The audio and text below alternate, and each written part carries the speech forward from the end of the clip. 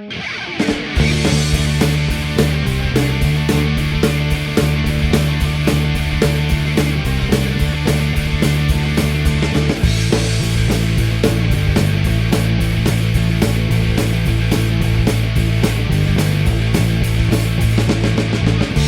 los mares del olvido navegan sin piedad un pirata temido en busca de maldad.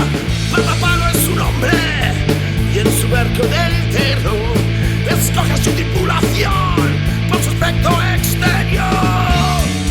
Patapalo, el pirata despiadado. Patapalo, el pirata despiadado, sin corazón, sin compasión, siempre ha sido un cabrón.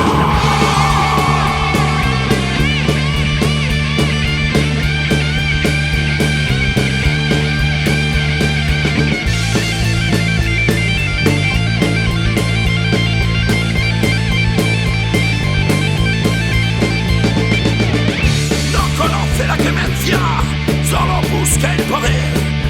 En su barco solo belleza es su única ley.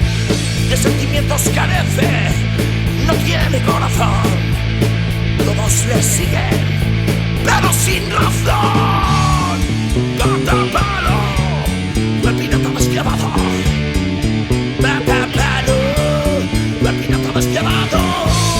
Sin corazón, sin compasión, siempre ha sido